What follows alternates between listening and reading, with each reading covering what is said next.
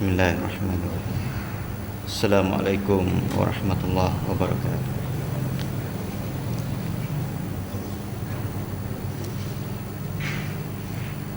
Ubay bin Ka'ab radhiyallahu taala anhu berkata, jagalah kamu amal perbuatan dan sunnatul Rasul, sebab tidak seorang pun yang menurut jalan dan sunnatul Rasul lalu ingat kepada Allah sehinggalah bercucuran air matanya, dapat disentuh api neraka untuk selamanya.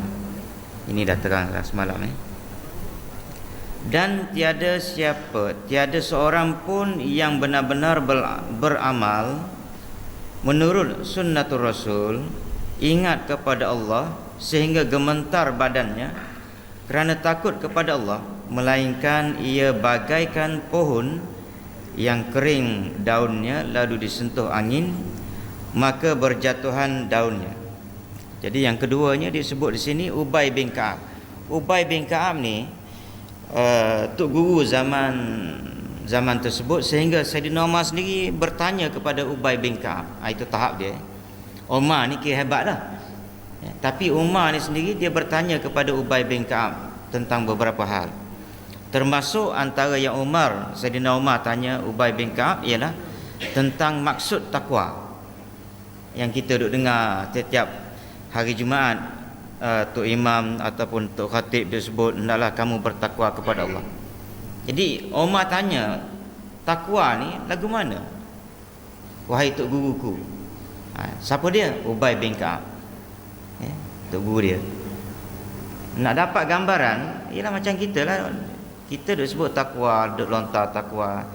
Last sekali kita adalah sedikit dia punya huraian tentang takwa tu, hendaklah kamu patuh pada Allah, tinggalkan larangan. Jadi masih lagi tidak touching kita punya hati tu.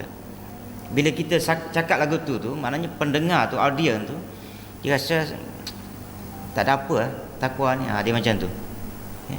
So Saidina Umar ni dia macam nak perdalamkan lagi. Dia nak menghayati takwa tu lagu mana, dia tanya Ubay bin Ka'ab.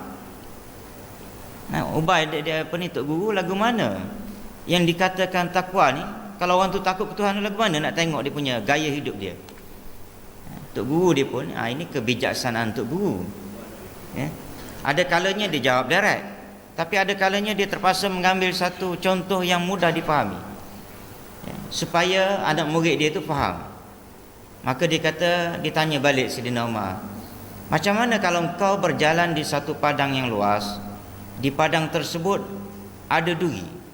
Bukan semua duri, kalau duri semua kamu tak pergi dah. Cuma padang yang luas tu kamu terpaksa lalu padang itu, sebab apa dia? Ada duri, sikit-sikit ada duri. Jalan 2, 3, 4 langkah ada duri. Tapi kalau tengah malam lagu mana? Ataupun siang hari pun, duri ni bukannya jenis nampak. Kita orang kampung semua kan, kadang-kadang kita nampak duri tu ada, okey, di situ-situ, okey. Kita pun macam mana? Cara berjalan kita bila ada duri di satu padang ataupun di atas tanah. Jadi Umar jawab, dia kata, saya akan berhati-hatilah supaya tidak terpijak duri. Maknanya apa dia? Berhati-hati ni maknanya supaya tidak terpijak duri.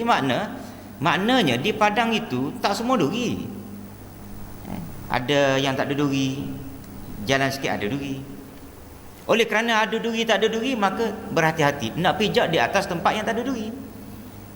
Dan berhati-hati supaya jangan terpijak duri. Jadi Ubay bin Ka'ab kata, lagu itulah takwa. Kamu kena berhati-hatilah hidup dalam dunia ni. Jenis halal haram ni kadang-kadang, yang macam saya sebut selalu lah, halal haram ni, sebelum halal haram tu dia pergi, maknanya benda yang haram, dia pergi kepada syubhah dulu. Orang yang beriman, orang yang takut kepada Tuhan, dia berhati-hati makan minum dia. Gaji yang dia terima, dia berhati-hati, aku rasa ni aku ni banyak ponteng, tolak sikit. Tu cara orang takwa tu. Cara nak tolak tu ialah tuan-tuan mari kuliah subuh ni tolaklah sikit-sikit. Bagi bila ada orang kutip derma tu, apa tu, uncang lalu tu, bagi. Iman yang kuat, kalau dia takwa dia tinggi, dia bagi banyak. Dia bagi banyak tu, dia bukan apa, dia akan teringat. Tuan-tuan, ramai orang yang pencen. Kan, pencen naik kadang-kadang kerana tindas kawan, fitnah kawan, naik pangkat kita. Ada juga. So pencen kita terima tu tak cantik lah. Ya. Ataupun boleh jadi simpanan kita yang selama ini ada campur bau dengan yang ialah rezeki yang tak molek, campur bau dengan rasuah ke apa benda. Jadi yang itu kita tolak sikit-sikit. Yang kuat tolak banyak. Bagi RM10, RM50 tiap hari. Tu bagi. KWSP. Tuan-tuan tanya orang KWSP sendiri. Kita belasah semua kan. Kita tak. Sebab apa? Kita tidak pernah menanya rasa takut pada Allah Ta'ala, maka kita makan belaka. KWSP ni cuba tuan-tuan tanya. Dan itu disebut di dalam apa tu? Tak silap saya ada dalam majlis fatwa pun ada sebut. Maknanya campur bau tu ada. Campur bau kita, okey. Bila kita bekerja, potongan daripada kita berapa ya? Bekerja 11% ke? 11. Kemudian majikan 13 ke 12. Lebih kurang gitulah ya. Okey. Yang itu confirm kita punya. Clear. Tapi bila masuk dalam KWSP, maka dia perniagakan, tak silap saya dia sebut itu 30%. Tak cantik. Istilah yang terbaru dipanggil tak patuh syariah. Semalam saya ada ialah pergi satu tempat tu, boring, beli sahabat. Saya sahabat ni tak baca sebenarnya. Tak larat nak menanggung, maknanya dengar berita yang tak elok. Tak ada benda nak baca tu beli, dah tak ada kerja kan. Sementara menunggu kita punya urusan, beli. Jadi buka-buka dia ada satu. Cuba tuan-tuan beli Sinar Harian semalam, cuba tengok balik. Buka dia ada satu page, satu muka surat. Dia tulis tu Majlis Agama Islam menerima wang, dia panggil wang tidak patuh syariah. Tu ya. Wang tidak patuh syariah. Istilah yang terbaru. Sama ada yang kita melabur dalam amanah saham yang macam-macam yang dah dideklar. Sudah dideklar dan tidak disucikan. Dideklar okey memang ada tempat yang kita melabur, tempat yang haram. Deklar lagu tu. Bila dah deklar lagu tu, kita kena hati-hatilah. Kalau ada dividen sikit-sikit lah, maknanya kita rasa okey, aku nak buang sikit. Buang bukannya buang tanah dah. Okey, bagi pada masjid ke, atau ada niat sedekah nak sucikan kita punya harta kita. Dividen daripada KWSP 30%. Anggaran dia 30% lebih kurang. Banyak lah. Jadi yang itu kira-kira tu saya ingat, maknanya yang ini tuan-tuan boleh tengok kepada Dr. Zaharuddin Muhammad kau benda. Dia sebut benda tu macam mana cara nak bersihkan. Ataupun satu masa nanti kalau saya ingat, saya cuba perincikan. Cantiklah dia bagi pandangan tu cantik sebab dia expert bahagian itu. Memang dia bahagian ekonomi. Saya tanya anak saya yang sedang belajar di Universiti Islam pun memang dia mengajar ekonomi Islam. Jadi yang berkaitan dengan harta elok tak elok ni dia memang mengkaji banyak. Baik. Jadi kita yang takut ke Tuhan ni, kita sentiasa berfikir tau, apa benda lagi yang tak kena aku ni. Itu bab harta, kena hati-hati. Bab muamalat ataupun komunikasi kita antara sesama manusia. Komunikasi dengan bini aku, ada tak sakit hati kat aku hari ni kerana silap aku. Silap aku. Hak isteri pun fikir lagu tu juga. Lepas tu kita ni besar macam mana pun kita anak, fikir lagi, adakah ada aku ni buat satu benda yang mak aku kecil hati kat aku. Benda ni kita sentiasa kena ingat. Itu belah kita sebagai anak, belah pak pula kita sebagai pak. Kita yang dah ada ni semuanya anak, walaupun umur 60 ke 70, anak. Mak kita mana? Dah mati lama dah. Kalau begitu awak rasa, kamu rasa, anda adalah anak, maka anda kena fikir apakah kewajipan anda sebagai anak telah anda tunaikan pada mak ayah. Paling tidak doa untuk kita, untuk mak ayah kita setiap hari. Ada ke tak? Lepas tu mak ayah pun fikir lagu tu juga. Tanggungjawab aku sebagai mak ayah aku terhadap anak, ada tak aku buat? Jadi itu gaya orang yang takut pada Tuhan. Itu lebih kurang saya nak cerita Ubay bin Ka'ab ni. Baik, jadi Ubay bin Ka'ab ni juga dia kata tak ada seorang pun yang benar-benar beramal menurut sunnatul Rasul. Dia amal tu ikut awak Nabi, macam yang saya sebut sebelum ini. Ikut Nabi dah, bukan direka cipta oleh tak syah ni. Hak Nabi. Dia kata tiada seorang pun yang beramal menurut sunnatul Rasul, ingat kepada Allah, sehingga gementar badan dia. Dia beramal, sampai dia rasa kecut hati dia. Dia terasa kecut hati dia. Maka dia kata kalau itu berlaku, gementar hati dia itu kerana takut kepada Allah, maka dia kata tak ada apa untuk dia tu, melainkan dia tu macam dia punya dosa dia tu macam pohon yang kering, mari angin sikit tiup sudah gugur dia punya daun. Maknanya dosa dia tu akan berguguran macam daun-daun kering yang ditiup angin lalu gugur. Itu maknanya kalau kita beramal mengikut sunnatul Rasul. Dan amalan yang boleh menyebabkan gementar hati ini kadang-kadang boleh kita dapat menerusi pembacaan Al-Quran. Baca Al-Quran dan terjemahan dia. Kalau tuan-tuan baca Quran tak tahu apa-apa benda yang dia punya arahan daripada Al-Quran, pemberitahuan daripada Al-Quran, tuan-tuan tak tahu, maka dia tak gementar, dia tak ada rasa apa.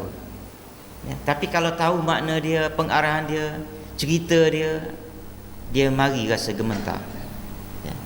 Lepas tu pula situasi masa bila tu? Masa tengah malam baca tu memang dia boleh keluar air mata. Jadi amalan-amalan yang boleh menyebabkan kita gementar dan keluar air mata ni, tuan-tuan cuba cari. Dan cari amalan, lepas tu cari masa. Tak semua masa dia. Kadang-kadang kita baca Quran macam sekarang baca, macam ramai-ramai nanti dapat pahala, dapat tahu makna. Tetapi oleh kerana ramai kita, dia tidak itu sangat kita punya perasaan. Dia tak menyentuh perasaan kita. Tapi kalau malam-malam seorang-seorang dia menyentuh. Bila menceritakan tentang hal-hal akhirat, hari kiamat ke apa dia, maka kita terasa, wasiqa ila apa tu yang dalam Quran disebut, wasiqa ila jahannam apa tu, dalam surah Az-Zumar tu, maka kamu akan digiring ke dalam neraka jahanam, zumara berkelompok. Cuba kita bila sebut lagu tu kita terfikir, apakah aku salah seorang daripada yang termasuk daripada orang yang digiring? Lepas tu disebut juga dalam surah yang sama, ayat yang sama selepas pada tu dia cerita akan dipandu orang-orang yang beriman itu masuk ke dalam syurga zumara. Maknanya juga dalam keadaan berkelompok. Maknanya apakah aku ni termasuk daripada kalangan orang yang akan masuk syurga dengan geng-geng yang masuk syurga tu? Jadi bila kita ingat waktu tuan-tuan, maka kita akan mengalir mata dah. Mengalir mata tu hak mahal tu. Sebab itu dalam Al-Quran, dalam hadis Nabi pun ada sebut, bila kamu baca Al-Quran, kamu usahakan at-tabaki. At-tabaki ni apa dia? Usaha supaya menangis. Biar kita rasa hibur baca Al-Quran. Pasal apa dia? Mahalnya bila menangis tu, air mata tu mahal. Mahal di sebelah mana dia? Allah Nabi kata, orang yang air matanya keluar, aku haramkan diri dia itu tersentuh oleh api neraka. Keluar tu bukan je keluar, dia ialah banyak jenis keluar. Sedih, tengok Hindustan sedih, keluar air mata. Itu tak pakai. Tak pakai tu. 2 kali tengok Hindustan keluar air mata pun tak pakai. Keluar kerana takut ke Tuhan, kecil perut, kerana takut pada Allah. Itu akan dinilai oleh Allah Ta'ala, sehingga Nabi kata orang yang air matanya keluar, maka haram bagi api neraka menyentuh dia punya tubuh badan dia. Dan sesungguhnya kesederhanaan dalam amal menurut sunnatul Rasul lebih baik daripada banyak menyalahi sunnatul Rasul. Buat amalan ikut sunnah Nabi sikit, tetapi berterusan. Macam yang saya sebut semalam, tuan-tuan perhabis waktu je tiga sentiasa istiqamah, istighfar 100 kali, selawat 100 kali sehari, dan la ilaha illallah 100 kali. Istighfar confirm untuk kita, makna dia direct untuk kita. Astaghfirullahalazim,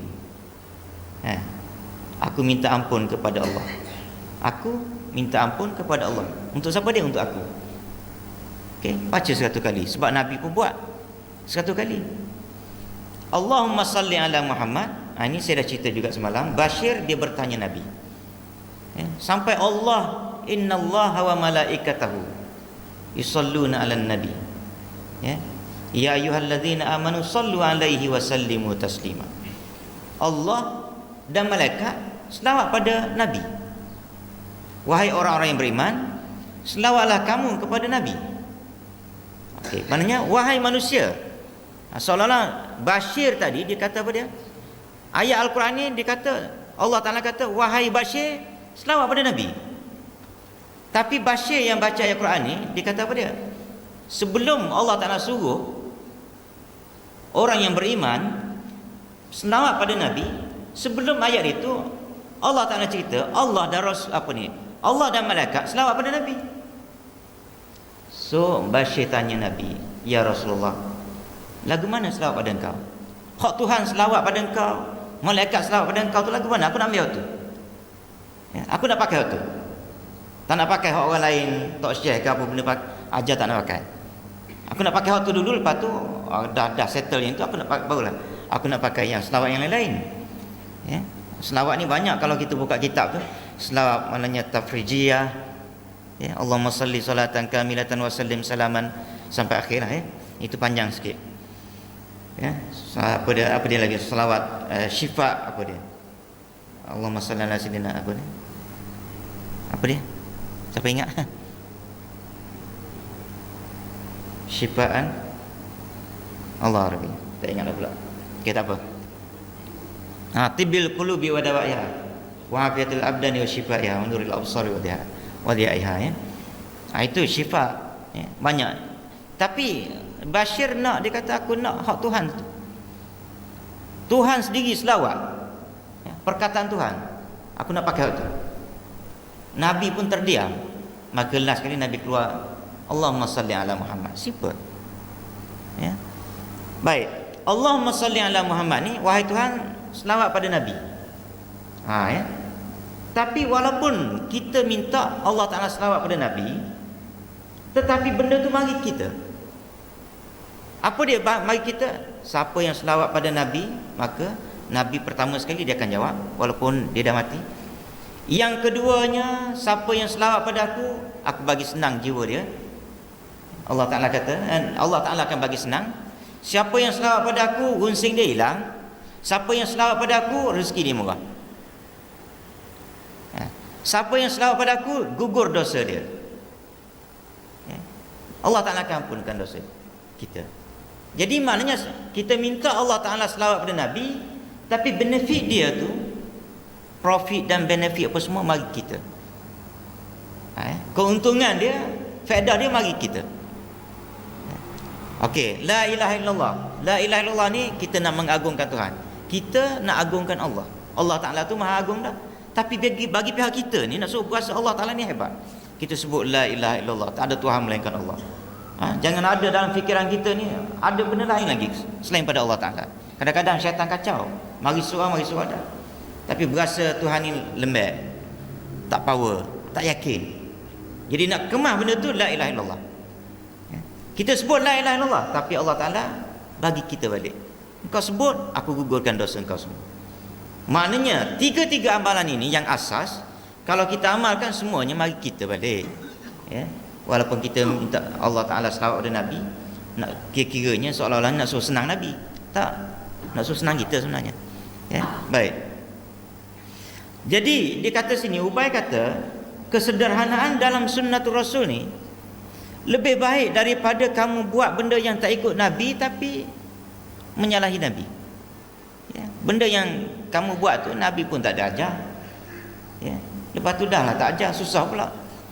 Ya, katakan ada orang yang nak beramal dengan selawat apa tu nariyah ataupun dia panggil tafrijiyah. Tafrijiyah dengan nariyah ni sama.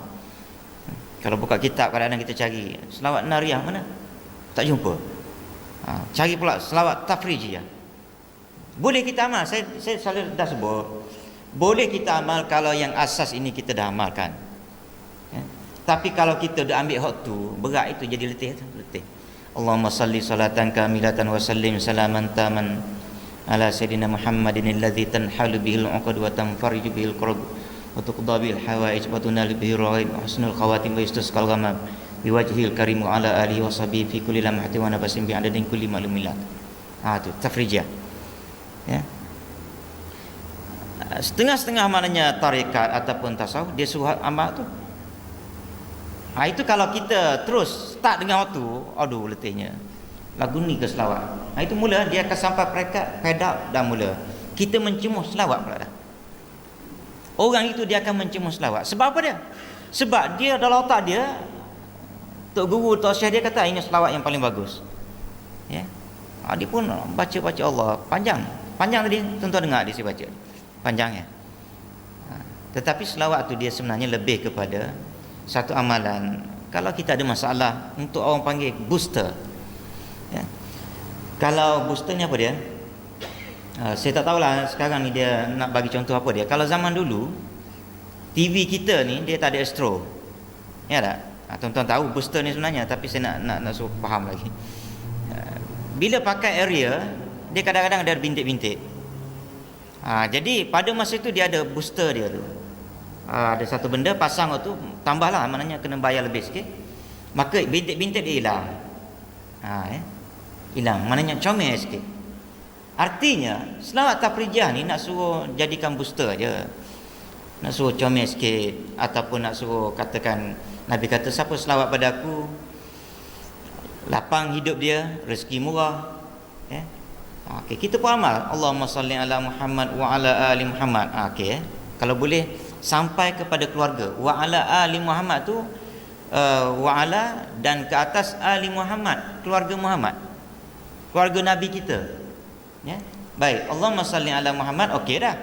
Tapi yang terbaiknya Allahumma salli ala Muhammad wa ala ali Muhammad. Okey.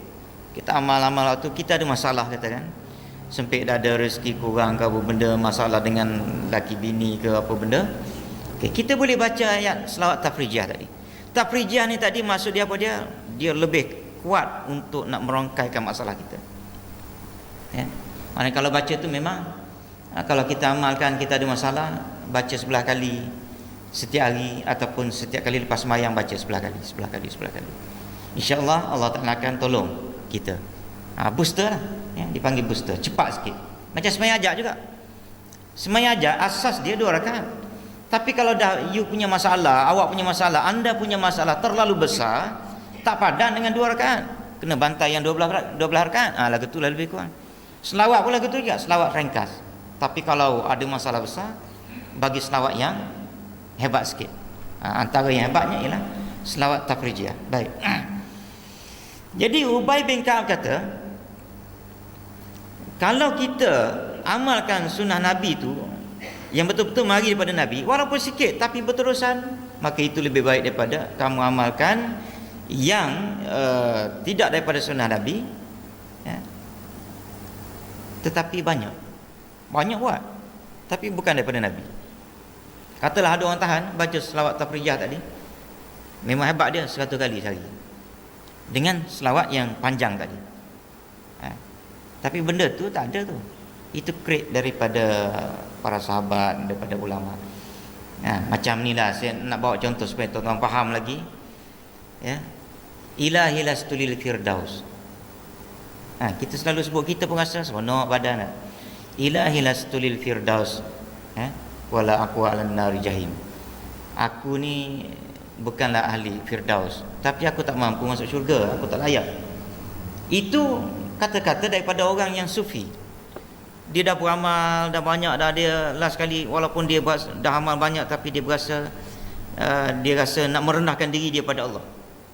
Dia kata, Tuhan, aku ni nak syurga, aku tak layak masuk syurga, tapi aku juga takut dengan api neraka. Ha, dia merendah diri dia. Ya. Dia create satu, dia panggil macam syair. Syair dia tadi bagus, kalau kita baca duk seorang pun bagus. Ya. Tapi kalau tuan-tuan nak amal hak tu saja tak boleh. Amal hak astaghfirullahalazim. Fahabli taubatan.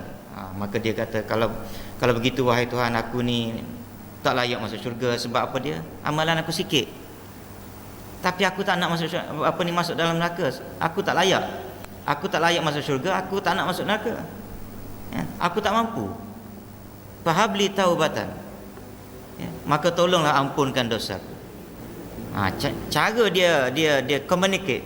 Ya, komunikasi dengan Allah, bercakap dengan Tuhan tu cantik. Ya, dia meletakkan diri dia ni hina dulu, lepas tu dia minta dengan Tuhan. Ya, ampunkanlah dosaku. Ya. Tapi jangan pula kita ni mari-mari amal hak tu. Ilahi lastulil firdaus wala aqwa 'alan nar jahim. Ya, atau guna-guna sampai habis kita. Ya, kita baca. Istighfar tak baca. Asal ambil asal dulu. Ya. Baik. Jadi dia kata sini, kalau kita ambil sunnah Nabi tu, ikut sunnah Nabi betul, dia kata semoga benar-benar mengikut sunnatul Rasul dan jalan yang telah dirintis oleh semua Nabi, maka kita akan selamatlah, maksud dia. Kalau kita ikut hak Nabi buat, hak asalnya Nabi memang sebut, dia suruh buat dan dia minta kita buat, dia pun buat, kita buat. Jadi kalau kita buat tu walaupun sikit tapi berterusan, maka itu lebih baik. Ya, baik.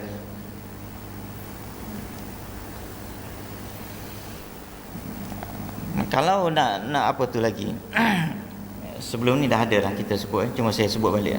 Tuan-tuan boleh amal satu lagi apa dia? Subhanallah walhamdulillah wala ilaha illallah wallahu akbar wala haula wala quwata illa billahil aliyyil azim.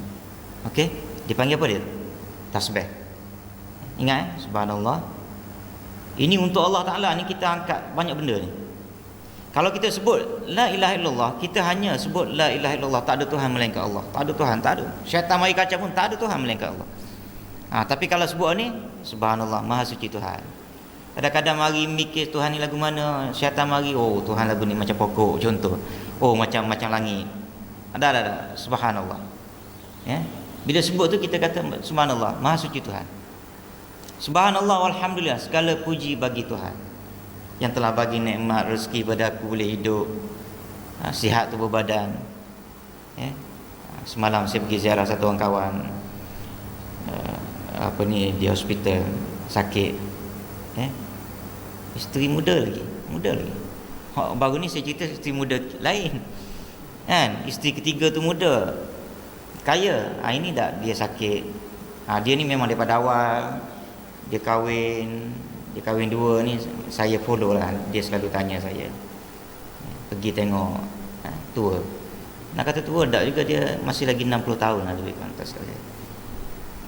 Ya, tak tua lah, 60 tahun tak tua sebenarnya. Kan? Baik. Umur isteri 28. Allah Ta'ala takdirkan dia duduk dalam bilik penyakit kanser. Hak mana saya pergilah, bini dia, isteri muda dia tu pun cerita. Dia kata kawan-kawan hak duduk dalam bilik ni, dia kata semua pergi belaka dah, dia kata. Semua jalan belaka dah. Hak duduk maknanya sama dengan dia, masa dia masuk tu, ya, duduk sekejap, sebulan dua jalan. Ya, duduk sebulan dua jalan. Yang dia ni dekat 6 bulan. Doktor kata apa dia? Seminggu lagi. Isteri dia bercerita tu, seminggu lagi. Kan? Tapi lepas minggu suami dia nak makan. Okey balik. Dia main on off. Lepas tu dia bercerita, adalah benda dia bercerita tu, saya terfikir apa benda maksud dia. Dia kata ada kalanya suami dia menangis. Tengah ni kanser Ada kalanya dia ketawa. Sengih lah, bukan ketawa macam orang gila tu dah. Maknanya sengih. Jadi dia kata dia tak tahu apa dia petunjuk dia. Tapi saya mengenali datuk ni, saya kenal. Dia memang baguslah, dia bagus. Okey, dan dia nak kahwin lah. Cuma bila dia nak kahwin tu, dia kahwin dengan isteri muda tu memang raga sikit lah. Dia orang agama, di kadang-kadang dia jadi tu imam. Kalau dia ada masjid, ada surau tu dia jadi imam. Hebatlah dia. Orang biasa aja. Tapi bila time dia kahwin tu, dia tanya saya lagu mana, dia kata dia nak kahwin, daripada buat tak elok kahwinnya. Tapi raga lah, tak nak ceritalah raga tu. Tuan-tuan faham tak maksud saya raga tu? Tapi Allah tak nak bagi hidayah ni tuan-tuan. Ya tak? Lepas tu lama isteri dia jadi saya mengkagum lah. Saya mengkagumi biasa saja pada isteri muda ni. Bila dia berubah pakai tudung cantik, saya kagum biasa je, sebab biasalah. Dah berubah. Okey, saya pun selalu bagi tahu Datuk tu, dia kata buat gini. Last kali berubah juga. Tetapi semalam tu bila saya bercakap komunikasi, ialah bercakap, sebelum saya nak cerita saya bercakap tu, saya nak beritahu saya pergi dengan isteri saya. Dengan isteri saya. Baik, bila bercakap dengan dia tu, dia punya cara dia bercakap bab agama tu pula tuan-tuan cukup tinggi. Saya terkejut. Rupa-rupanya saya tanya direct. Saya tak nak sebut nama, takut tuan-tuan kenal ke apa benda. Tapi bukan duduk area ni. Katalah nama dia Mina. Mina boleh berubah lagu ni jadi lagu mana? Apa asal usul? Asal usul dia menangis. Asal usul saya jadi lagu ni Ustaz, dia kata saya kena cerai, dia kata. Tapi dia cerita tu baru saya tahu apa yang saya beritahu pada Datuk tu memang Datuk tu buat. Dan benda ni saya selalu juga beritahu pada tuan-tuan, cara nak ubah perangai manusia. Bila dia cerita baru tahu bahawanya kawan ni berubah ni, alhamdulillah, maknanya kerana Datuk tu dia ikut cakap saya. Saya kata Datuk, kalau dah tak boleh, Datuk dah tua kata. InsyaAllah Datuk buat. Benda ni Tuhan tak suka, dia kata. Saya pun takut juga sebab Datuk ni memang sayang ke dia. Muda, orang muda. Anda tak sayang Datuk tu pula memang segar badan masa tu lah. Datuk lepaskan dia. Tapi lepas tu ada dua. Tujuan dia lepaskan untuk supaya dia berubah. Perempuan kalau dilepaskan, kalau betul dia sayang pada Datuk, kalau Datuk lepaskan dia akan berubah. Kalau betul dia sayang. Kalau betul dia bergantung kepada Datuk sebagai suami. Sebab saya tahu, saya yakin dia akan berubah tu sebab apa dia? Sebab perempuan ini memang bergantung harap pada dia. Dia tak ada bisnes lain. Dia ada perempuan. Saya kata harta jangan bagi lagi. Itu key dia. Jangan bagi lagi. Sebab kalau dah bagi, dia akan kata tak apa, harta dah dapat dah.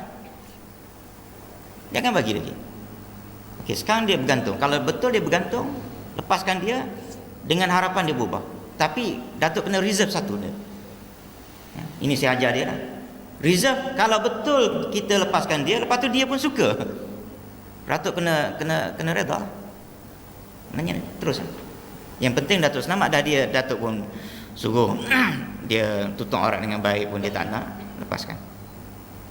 Kalau Datuk mati, Datuk tanggung. Baik. Rupanya dia cerita tu, yang kawan ni yang suami ni pergi berbincang dengan mak dia, mentua dia lah, mentua mak kepada perempuan. Dia kata dia nak lepaskan, tapi dia tak cakap, dan dia memang dilepaskan. Dekat sebulan dia tak mari. Yang kawan ni duduk seorang di rumah, kelang kabut. Dia kata tak pernah Datuk, tak ada, kecuali dia pergi rumah yang pertama. Jadi bila pergi rumah pertama, dia akan pergi rumah mak dia yang budak ni. Tapi oleh kerana time dia tu tak mari, dia duduk tunggu tak mari. Telefon anak tiri dia lah, anak nangis isteri pertama. Anak tiri pun, dia kata dengan anak tiri pun semua dia baik, dia kata. Anak tiri dia kata ginilah makcik balik je lah mak. Abah dah cerai makcik. Dia. Jadi cerita dia panjang. Akhirnya dia kata daripada situlah dia kata saya berubah. Cara dia bercakap tuan-tuan tengok, memang kalau tuan-tuan kenal dia pada awal, tuan-tuan boleh kata dia satu benda yang cukup magic lah. Dia boleh bercakap bab istiqamah, bab agama dia boleh bercakap. Dia kata lepas dia berubah tu, dia kata dia selalu ajak Datuk suami dia pergi ke masjid surau. Daripada situ, dan dia cerita mula-mula start, dia kata bila dia berubah tu, dia ikut je Datuk. Dia kata dia pergi masjid, dia kata dia tak tahu nak sembahyang apa, dia kata Tuan-tuan bayanglah, teragut dia, teragut. Dia tak tahu nak sembahyang lagu mana, dia kata. Dalam tempoh yang pantas itu, saya mengkagumi dia. Dia boleh bercakap bab agama tu cukup hebat. Selepas dia dah reti sembahyang, lepas tu dia belajar, baru saya perasan balik, recall balik, Datuk ni selalu call saya lepas pada tu. Lepas dia pakai tudung, saya tahu dia pakai tudung tu, saya tahulah. Tapi tak adalah ingat dia sampai kata orang terlalu agresif, intensif. Dia tadi maknanya sampai peringkat dia memahami agama dengan baik. Dia tanya-tanya, dan kadang-kadang dia sendiri telefon, tanya pendapat hukum gini-gini. Ya. Jadi saya nak cerita pada tuan-tuan, kadang-kadang nak ubah manusia ni dengan cara macam tu. Ya. Dengan cara macam tu. Ya. Dan oleh kerana dia ni berkahwin tanpa ni, dia ada pula kahwin jenis tak bersurat ni. Saya beritahu juga Datuk tu, kata Datuk kalau rasa Datuk nak kekal, kena ada apa ni, bagi awal-awal lah. Sebab maknanya kalau takdir mati Datuk nanti, anak-anak tu buat gini gila-gila tak nak bagi, walaupun anak tahu sekarang ni, tapi buat gila-gila tak nak bagi. Anak-anak makan haram kata. Yang bini ni tak ada surat. Ya, tak ada surat. Baru tengah usaha nak buat surat. Saya tanya dia. Rupa-rupanya dia cerita lagi, cerita dia kata sampai peringkat Datuk bagi, bila saya berubah, dia kata Datuk bagi satu kad ATM. Dia menangis lagi situ. Ya. Dia menangis lagi. Ya. Pasal dia kata dalam tu, dia kata cukup banyak duit. Datuk bagi ke dia dah. Ya. Jadi apa yang saya beritahu pada Datuk tu, maknanya Datuk ikut jugalah, maknanya saya kata agak-agak Datuk berapa nak bagi, dan lepas tu kena beritahu pada isteri yang kedua yang tak ada surat ini, beritahu ke dia kalau sekiranya mati besok, ada orang panggil ada apa tu, harta sikit-sikit lah nak bagi harta pusaka, kalau takdir lah maknanya anak tu tak bagi, reda je. Suruh maknanya isteri ni yang muda ni reda, sebab aku dah bagi pada engkau. Ya. Tu dia. Jadi alhamdulillah maknanya, tapi saya pergi tu memang Datuk tak sedar. Cuma dia bila saya sebut ni Ustaz Hamzah ni, dia angkat kepala, dia tak boleh nak cakap. Ikut bini dia kata dia dengar dan dia tahu, tetapi kadang-kadang dia tak ingat. Tapi kalau dia ingat, biasanya dia angkat kepala. Jadi bila saya sebut Ustaz Hamzah, dia angkat kepala, tapi dia tak boleh nak cakap. Tapi yang saya nak cerita, salah satu daripada bila saya ziarah tu, nak ceritanya ialah sepanjang dia berada di hospital tu, semua yang ada tu dah pergi belaka dah. Hak mana ada tu hak baru, tunggu nak pergi je. Pergi ni mana matilah. Ini saya selalu sebut tuan-tuan, kadang-kadang hak matinya orang hak menjaga tu, letih menjaga dia. Ya. Sebab tu mati ni tuan-tuan payah. Dan sebab itu juga saya selalu sebut kepada tuan-tuan, doa setiap hari jangan lupa. Doa minta Allah Ta'ala panjangkan umur dalam ketaatan. Macam dia, saya dalam agak lama saya berborak dengan dia, saya kata macam mana sembahyang. Pada pandangan saya kata tak perlu sembahyang, sebab dia sudah macam kanser dan dia tak sedar, on off. Dan kita tak tahu masa bila dia okey, masa bila dia tak okey. Jadi yang kawan ni pun, budak ni, dia kata dia dah tanya dah Jakim kata dalam keadaan begitu tak perlu sembahyang. Dalam keadaan dia tidak sedar, dia tak sedar. Jadi tuan-tuan, ini yang kita tak nak. Kita mati dalam keadaan kita tak boleh beribadat, tak boleh buat taat dah pada Allah Ta'ala. Kita tak nak macam tu. Lepas tu, saya jumpa satu kawan, borak. Saya ialah maknanya benda ni saya suka cerita untuk saya dan juga untuk orang lain lah. Cerita. Jadi yang dia ni pula, bila saya kata, sebab tu saya kata kita ni minta doa panjang umur ni kena ada lock. Ya? Panjang umur dalam ketaatan. Dah tak boleh buat taat, matilah. Yang dia pula cerita. Dia kata mak dia kata heran. Umur dekat 90 tahun, dekat 90 tahun dia kata. Tapi sampai sekarang dia kata mak dia tidak pernah menyusahkan anak-anak dia untuk nak basuh berak ke apa benda. Macam yang ni dah kena basuh sendiri dah, isteri kena basuh. Jadi yang kawan saya cakap tadi, saya borak minum kopi itu di kedai, dia cerita mak dia 90 tahun. 90 tahun ni dia kata banyak dah orang dah kena basuh. Orang lain lah, anak ke siapa yang kena basuh. Tapi mak dia tak. Cuma dia kata dia teringat, mak dia pesan, mak dia sebutlah, pernah sebut. Dia kata aku ni, dia kata doa tiap hari dia kata.